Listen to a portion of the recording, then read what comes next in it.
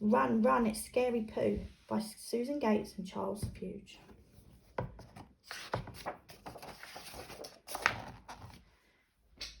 Tiny Shrew stared up at the jungle trees. It was his first time outside his cosy nest. He had a lot to learn. Right, said Ma Shrew. Let's get cracking. You need to know how to tell Safe Pooh from Scary Pooh.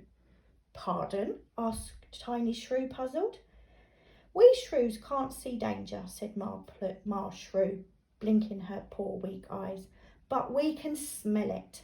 We just have to sniff some poo and we can tell if it's parrot poo or panther poo.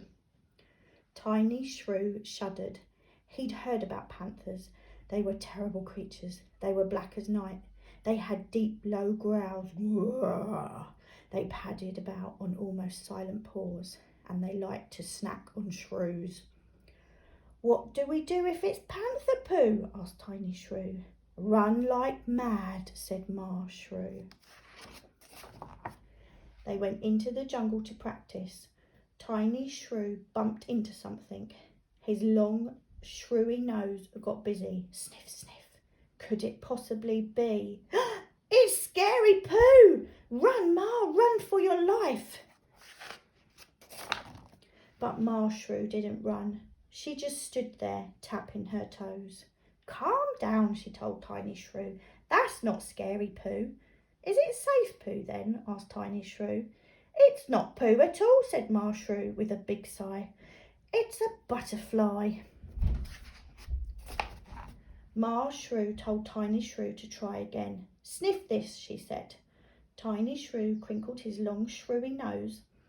He took a little sniff, then he took a big, deep sniff and ah! Run, Ma, run for your life, he screamed. It's Scary Panther Pooh. Then he hid behind a rock, hoping the panther wouldn't see him. But Ma stayed exactly where she was. That wasn't Scary Pooh either, she said. Oh, said Tiny Shrew. So was it Safe Pooh? No, said Ma Shrew. You just sniffed a bird. The next day, Ma Shrew took Tiny Shrew out for another lesson. Right, forget about yesterday, she said. Sniff this. Tiny Shrew took a long, deep sniff. Ah, it's Pooh! It's Scary Panther Pooh! Run for your life! No, no, no. That wasn't a panther you sniffed, cried Ma Shrew. That was a toad. Tiny Shrew went pink with shame. Ma Shrew told Pa Shrew what had happened. This is serious, she said. I've tried all sorts, but he just can't smell Scary Pooh. But how can he survive in the jungle if he can't sniff out danger, said Pa Shrew, sounding worried. Tiny Shrew heard his parents talking. I'm not going outside tomorrow, he thought. I'm staying down here where it's safe. So the next day, when Big Brother said, why don't you come out to play? Tiny Shrew said, no way, nah, nah, nah, nah, nah, teased Big Brother. You can't sniff out anything. You're going to be panther lunch. So Tiny Shrew sat in his dark den feeling very miserable. He heard all the little shrews playing up in the sunshine. He heard their shouts of laughter, but when he listened hard, he heard something else too. He heard a soft, low snarl, and even quieter sound, pad, pad, pad, pad.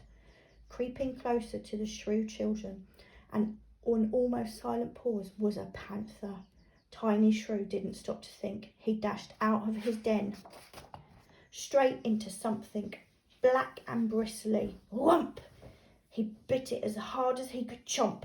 Roar! An angry growl made the jungle leaves shiver. All shrew children knew that sound. Panther! As the shrew children scattered, Tiny Shrew clung on tight to Panther's tail with his teeth, but the panther lashed his tail and Tiny Shrew couldn't hold on any longer. Ah! Tiny Shrew flew through the air and landed with a plop in something soft and squishy. I'm stuck, he cried as he tried to struggle free. Of course, Tiny Shrew couldn't smell what he'd landed on, but Ma and Pa could.